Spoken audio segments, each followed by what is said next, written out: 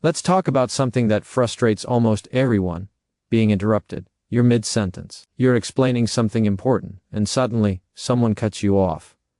In that moment, two things usually happen. You either get quiet, or you get angry. But neither one keeps your voice heard. Here's the truth: interruptions are rarely about excitement. They're about control. And the mistake most people make is trying to fight control with volume. They talk faster, they talk louder, they push. That doesn't work. What works is calm authority. When someone interrupts you, don't rush to reclaim the floor. Pause, just for a second. That pause does something powerful. It resets the conversation. It tells everyone in the room that you're not shaken. Then say this, calmly, steadily: let me finish this thought. No apology, no attitude, just clarity. Because when you stay calm, your words carry weight. Another important thing to remember: you don't have to match their energy. If they're loud, you stay steady. If they're rushed, you stay slow. If they're dismissive, you stay grounded. Confidence isn't loud, confidence is controlled. And here's something most people don't realize: people interrupt those who give up their space. So don't give it up. Finish your sentence. Complete your idea. Say what you came to say. You're not being rude by continuing. You're being respectful to yourself. And if interruptions keep happening, that's not a conversation problem. That's a boundary problem. Boundaries don't require long explanations. They require consistency. Every time you calmly reclaim your voice, you teach people something: I matter here. Not by force, not by anger, but by presence. So the next time someone cuts you off, remember this: you don't need to fight for your voice. You need to stand in it. Calm, clear, unshakable. Because when you respect your words, others learn to respect them too. Interruptions are about control, not volume. Most people assume that when someone cuts them off, the solution is to speak louder, faster, or more aggressively. But raising your voice doesn't restore your power. It often gives it away. Because interruptions are rarely about not hearing you. They're about deciding whose voice gets priority in the moment. When someone interrupts, they're unconsciously or intentionally saying, what I have to say matters more right now. And when you respond by rushing or shouting, you accept their frame instead of holding your own. Control in conversation isn't established by dominance. It's established by presence. People who truly hold authority don't scramble for airtime. They don't compete sentence by sentence. They take up space calmly and let their words land.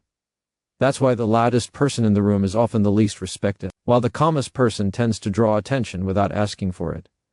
Volume can signal insecurity. Control signals certainty. When you're interrupted, your nervous system reacts before your mind does. Your heart rate jumps, your thoughts speed up, and there's an urge to reclaim the floor immediately. That reaction is natural, but acting on it usually works against you. Interruptions thrive on momentum. The interrupter pushes forward, assuming you'll either retreat or chase them. The moment you pause, instead of reacting, you disrupt that momentum. Silence becomes a boundary. It forces awareness into the room. People notice who stopped and who kept going. What makes interruptions so frustrating isn't just the act itself, it's what they imply. Being cut off can feel like being dismissed, minimized, or overlooked. Over time, repeated interruptions can train you to shrink your thoughts, shorten your sentences, or doubt the value of what you're saying. That's where control quietly shifts, not because someone is louder, but because you start giving less of yourself. And once that happens, interruptions become easier and more frequent. Keeping your voice heard doesn't require confrontation. It requires steadiness. A calm, clear response like "I'm not finished yet" or "let me complete this point" does more than reclaim the conversation. It resets the dynamic. There's no apology in those words.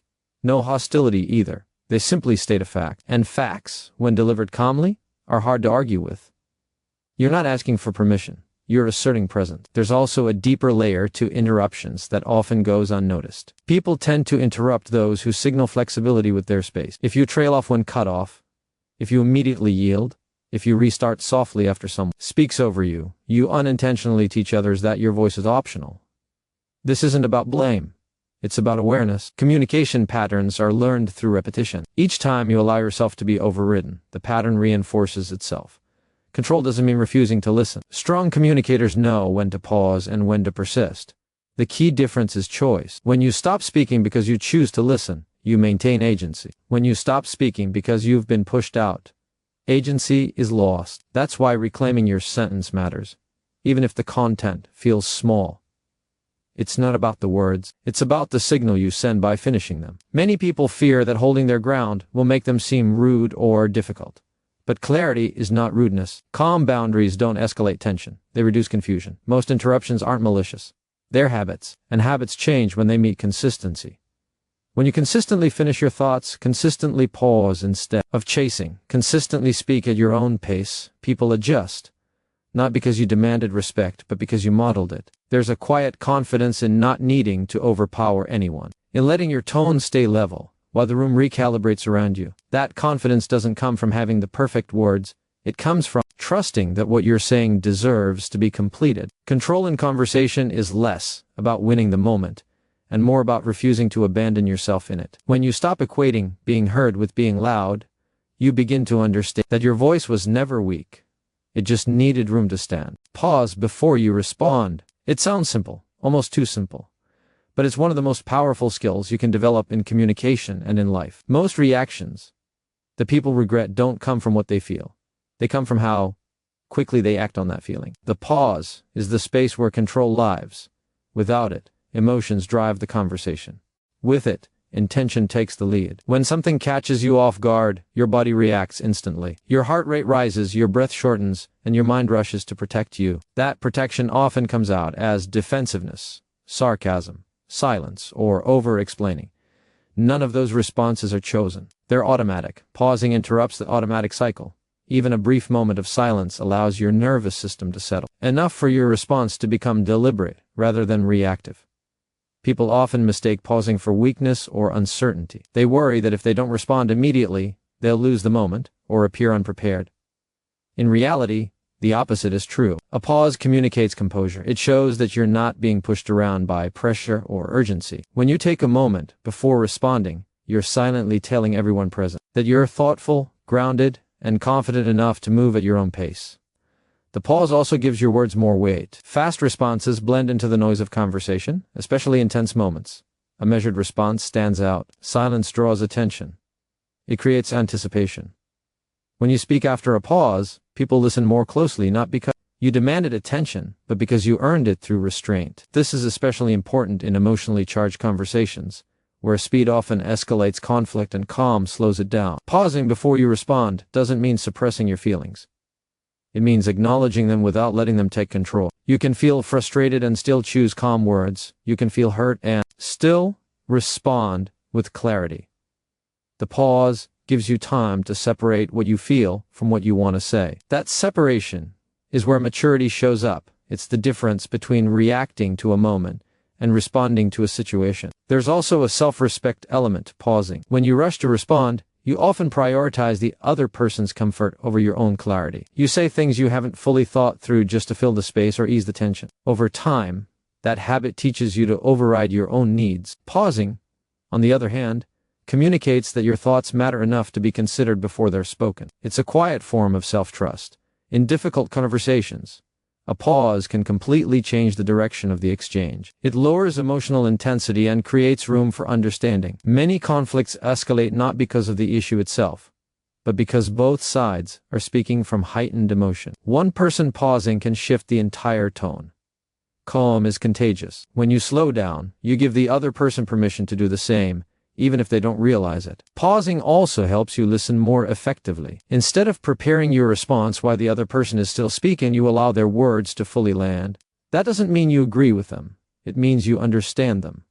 And understanding strengthens your response. People are far more receptive to being heard than to being challenged. A pause signals that you're actually processing what was said, not just waiting for your turn to talk. It's important to recognize that pausing is a practice, not a personality trait. It feels uncomfortable at first, especially if you're used to quick replies or if silence makes you anxious. But discomfort doesn't mean you're doing it wrong. It means you're breaking an old pattern. Each time you pause, you build tolerance for stillness and confidence in your ability to handle the moment without rushing through it. The most grounded people you know aren't calm because life is easy for them. They're calm because they've learned not to hand control over to every trigger. The pause is how they do that. It's how they stay aligned with their values instead of their impulses. Over time, pausing becomes less of a technique and more of a natural rhythm. You stop reacting to everything and start responding with intention, clarity, and quiet strength. A calm boundary is more powerful than anger because anger may get attention, but it rarely earns respect. When emotions run high, it can feel like force is the only way to be heard, as if intensity will finally make someone understand. But anger often clouds the message you're trying to deliver. It shifts focus away from your boundary and onto your reaction. People stop listening to what you're saying and start reacting to how you're saying it. In that moment, the boundary weakens even if your feelings are valid. Anger is loud, but it's also unstable. It rises quickly and burns out just as fast. A calm boundary, on the other hand, is steady. It doesn't depend on volume or emotion to hold its shape. It simply exists. When you communicate a boundary calmly, you're not trying to overpower the other person. You're clarifying where you stand. That clarity is what gives the boundary its strength. It leaves no room for confusion or debate about your position. Many people associate boundaries with confrontation, imagining raised voices, harsh words, or ultimatums. But real boundaries don't need dramatics. They need consistency. A calm boundary delivered clearly and repeated when necessary teaches others how to interact with you. It sets expectations without creating unnecessary conflict. Anger might stop a behavior once, but calm boundaries change patterns over time. When you respond with anger, you often hand control to the other person. They can dismiss your message by labeling you as emotional or overreactive. The conversation shifts away from the behavior that crossed the line and toward managing your feelings. That's not power. A calm boundary keeps the focus where it belongs.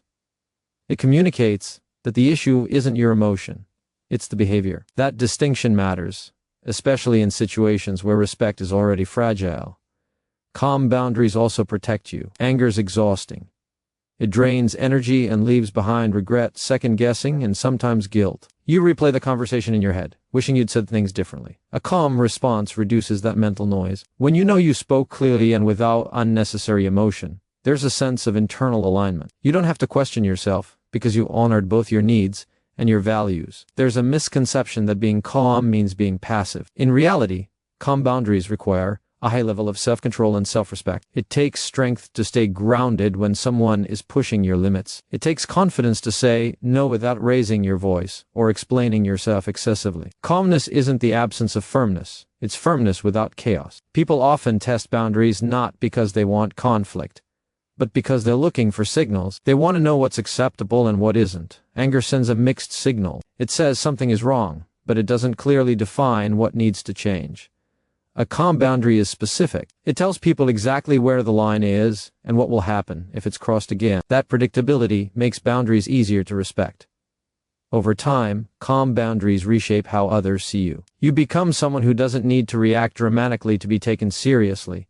Someone who speaks once and means it. That reputation alone can prevent future boundary violations. People think twice before crossing someone who is calm, clear, and consistent, because there's no chaos to exploit and no emotional opening to manipulate. It's also important to understand that anger often comes from unexpressed boundaries. When you've stayed silent too long, resentment builds, and when it finally comes out, it explodes. Calm boundaries prevent that buildup. They allow you to address issues early, before frustration turns into rage. This keeps relationships healthier and communication cleaner. A calm boundary doesn't mean the other person will always like your response. It means you've chosen self-respect over approval. Anger seeks validation. Calm boundaries stand on their own. They don't need agreement to be effective. They simply state what you will and will not accept. And they trust that your actions will reinforce your words. That quiet confidence is what gives calm boundaries their power. Your message matters enough to finish, even when the room feels impatient, even when someone interrupts, even when you sense the attention drifting away. Too often, people abandon their thoughts halfway through, not because they lack something valuable to say, but because they start doubting the value of saying it. That doubt usually doesn't come from within at first. It comes from subtle signals around them. A glance at a phone, sigh, a quick interruption, or a shift in posture that suggests disinterest. Over time, those signals train you to self-edit before anyone else has to. Finishing your message isn't about insisting that everyone agrees with you. It's about honoring the effort it took to form the thought in the first place. Every idea you express is the result of your experiences, your perspective, and your reasoning. Cutting it short sends an unconscious message to yourself that your perspective is negotiable, that it can be set aside for the convenience of others. When this happens repeatedly, it becomes a habit. You start speaking in fragments instead of full thoughts, offering disclaimers instead of clarity. There's a difference between being considerate and being invisible. Consideration means making space for others while still taking up your own. Invisibility happens when you consistently step back without choosing to. When you stop finishing your sentences, because you don't want to be seen as difficult, long-winded, or demanding. You're not being polite. You're disappearing. And once people get used to you disappearing, they stop waiting for you to finish. Many people believe that strong communicators dominate conversations. In reality, strong communicators complete their thoughts. They don't rush, they don't trail off, and they don't abandon their point just because someone else jumps in. They stay present with their message from beginning to end. That steadiness signals confidence, not arrogance. It tells others that what's being said has weight, even if it's delivered calmly. When you finish your message, you also give others the chance to truly respond. Interruptions and half-finished thoughts create confusion. People fill in the gaps with assumptions. Your point gets misunderstood or diluted. Completing your message provides clarity. It gives the conversation a solid foundation instead of scattered fragments. Clear communication doesn't come from saying more, it comes from saying enough. There's also a personal cost to not finishing what you start. Each time you stop mid-thought, you reinforce the belief that your voice is secondary. That belief doesn't stay in conversations. It leaks into other areas of life. You hesitate before sharing ideas. You second-guess your opinions. You wait for permission that never comes. Finishing your message is a small but powerful act of self-trust that counters that pattern. It's important to understand that finishing doesn't require force. You don't need to raise your voice or speak over others. You can pause, wait for the interruption to pass, and then calmly return to your point. That return is what matters. It shows that you haven't lost your place, even if the conversation tried to pull you away from it. Calm persistence is often more effective than immediate resistance. Some people will try to move conversations along quickly, not because your message lacks value, but because they're uncomfortable with depth, disagreement, or silence. If you always yield to that discomfort, important ideas never get explored. Finishing your message invites the conversation to slow down just enough for meaning to emerge. It asks others to sit with your perspective for a moment, even if it challenges them. Your message doesn't need to be perfect to be complete. Waiting for the ideal phrasing is another way people cut themselves off. They stop speaking because they think they're not saying it right. But clarity comes through completion, not perfection. When you allow yourself to finish, you give your message room to breathe, to land, and to be understood in full. Over time, consistently finishing your thoughts changes how people respond to you. They interrupt less.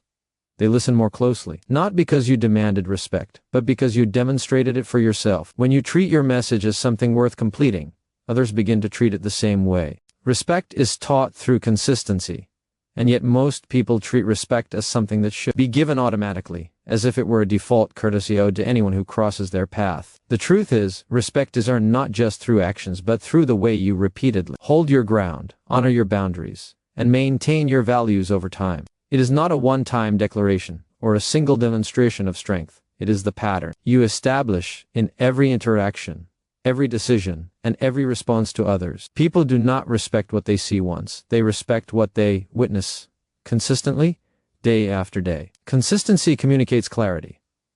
When your words and actions align repeatedly, people know where you stand and what to expect. Inconsistency, on the other hand, creates doubt. If you set a boundary one day and ignore it the next, people stop taking it seriously. If you express your opinion strongly in one meeting and then shrink the next, people assume your voice is optional. The pattern they observe becomes the measure of your authority and the basis for the respect they extend toward you. Respect is rarely spontaneous.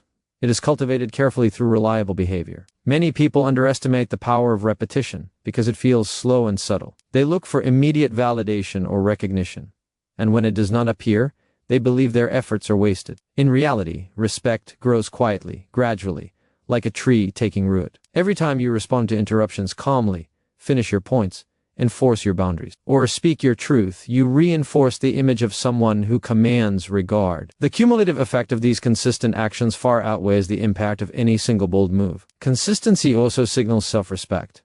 People are more likely to treat you in the way you treat yourself. If you allow your boundaries to be crossed once, twice, or sporadically, you are teaching that your time, energy, and voice are negotiable. But if you consistently stand firm in a composed, confident way, you send a silent message. My presence and my principles matter. Others may not agree with you, but they learn not to ignore or dismiss you. This is the essence of respect. It is not about fear or control. It is about recognition of value. There is also a psychological aspect to consistency that cannot be overlooked. Human beings are wired to notice patterns. We scan our social environments for signals about how to behave. When someone is predictable in the way they uphold their values, people instinctively adjust their own behavior to align with it. Inconsistent behavior, conversely, leads to manipulation, testing, and confusion. The more consistent you are, the less room there is for others to push boundaries or question your authority. Respect, in this sense, is a learned behavior from the outside world responding to the reliability of your own actions. Consistency is not about rigidity or stubbornness. It is about integrity. It is the ability to act according to your principles even when it is inconvenient, uncomfortable, or unseen. The real test of respect is not when everyone is watching, applauding, or agreeing. It is when no one is paying attention, when the situation challenges your resolve, and when following through requires patience and discipline. By maintaining your standards consistently, you cultivate a quiet authority that others instinctively recognize and defer to. Another key element is predictability in emotional response. People respect those who remain composed under pressure, who do not react erratically or allow every provocation to shift their stance. Emotional consistency reinforces the perception of strength and stability. When people know that you will respond thoughtfully and fairly, rather than impulsively, out of fear, they are more likely to honor your voice, your boundaries, and your space. This emotional steadiness is just as important as any tangible action in teaching respect. Respect is also taught by example. The consistent way you treat others sets the tone for how they treat you. If you are consistently kind, honest, and fair, people are more likely to mirror those behaviors. If you allow yourself to be disregarded inconsistently, people may unconsciously adopt the same pattern toward you. Teaching respect is not about issuing demands or ultimatums. It is about modeling behavior that others learn to reciprocate through observation and experience. Ultimately, respect is cumulative. It cannot be manufactured in a moment of anger, a single act of authority, or a loud confrontation. It is forged through a series of consistent choices that demonstrate who you are and what you value. Each interaction, no matter how small, adds to the larger pattern that others perceive. Through these repeated actions, you build a reputation that communicates, without needing to say it outright, that your voice, your presence, and your principles deserve to be honored. Consistency turns integrity into influence. People may initially challenge, doubt, or test you, but over time they internalize the rules you silently teach through your actions. Respect becomes automatic, not because it was demanded, but because it was earned repeatedly. It is the invisible framework on which authority, trust, and credibility are built, and it is available to anyone willing to demonstrate their values unwaveringly, one moment at a time. Your presence speaks before your words. It's one of the most overlooked aspects of communication, yet it is the first signal people receive about who you are and how seriously to take you. Before a single sentence leaves your mouth, your posture, your energy, your movement, and even your breathing are sending messages. People notice more than you think. They notice whether you carry yourself like someone who belongs in the room, whether your energy commands attention without demanding it, and whether your silence holds weight. Presence is not about being flashy, loud, or theatrical. It's about grounding yourself in your own confidence and allowing it to radiate naturally. When you walk into a room with your shoulders back, your head held high, and your gaze steady, people subconsciously register authority. Your presence signals that you value yourself, your thoughts, and your time. Even before speaking, that silent communication sets the tone for every interaction. Conversely, slouched posture, hesitant movement, or a distracted demeanor communicates doubt, hesitation, or insecurity. People may subconsciously treat you the way you present yourself, and often this happens long before any words are exchanged. Your presence also shapes the energy of a conversation. Confident energy tends to create calm, focused engagement. It draws attention without demanding it. People listen differently when they feel someone is fully present, composed, and aligned. They don't just hear words, they experience them. The same message delivered with scattered energy or lack of focus may fail to make an impact, no matter how brilliant the content. Presence amplifies your message.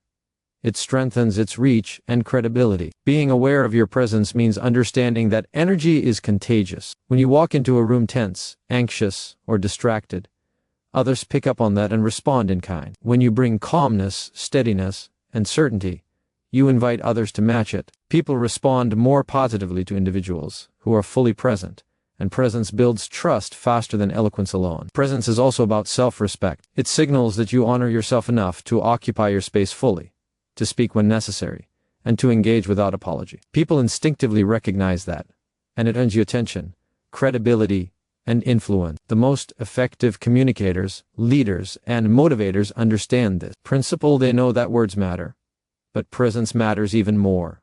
Your body, your energy, your alignment with yourself speaks before your first word, and it often determines whether your words will land. Mastering your presence is a skill, and it begins with awareness. Observe how you enter a room, how you stand, how you breathe, and how you engage. Every small adjustment strengthens the way others perceive you. When you consistently carry yourself with intention, your presence becomes a magnet, drawing attention and respect, and ensuring that when you do speak, your words are heard, felt, and remembered.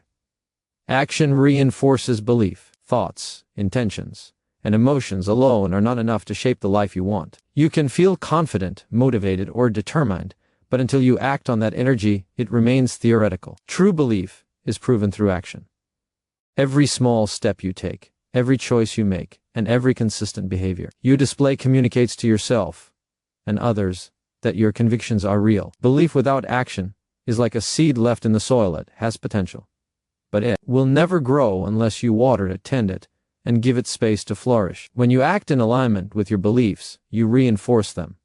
Taking action turns abstract confidence into concrete evidence. Each time you follow through, you teach yourself that you are capable, reliable, and committed to your values. You no longer just tell yourself you are disciplined, courageous, or capable. You prove it. Action builds momentum, and momentum builds confidence. Without action, belief remains fragile, easily shaken by challenges, doubts, or criticism. Action also signals to the world what you stand for. Words can be ignored or misunderstood, but repeated, intentional actions cannot. People respect what they see you do more than what they hear you say. When your behavior consistently reflects your values, others recognize your integrity and reliability. You become someone whose word carries weight because it is backed by tangible evidence. Action communicates clarity, commitment, and authority in ways words alone cannot. Consistency in action is what solidifies belief. One action is important, but repeated actions create patterns, and patterns create identity. If you want to be seen as confident, take confident steps daily, even when fear tells you to wait. If you want to be disciplined, follow through on your commitments consistently, not just when it feels convenient. The repetition proves to yourself and others that your belief is not a fleeting feeling but a standard you uphold in every circumstance. Action also strengthens resilience. Belief without practice can crumble under pressure, but when you've acted, despite fear, uncertainty, or discomfort, you build inner strength. You accumulate experiences that show you can handle challenges, overcome obstacles, and succeed despite doubts. Each completed action is evidence that your belief is grounded in reality, not just imagination. Finally, action reinforces belief because it creates results. Results validate effort, clarify purpose, and inspire further action. When you act on your intentions, you transform abstract hope into concrete progress. Every accomplishment, no matter how small, proves to yourself that belief is not just a thought, it's a force that shapes reality. Through consistent action, you turn belief into influence, intention into impact, and potential into achievement.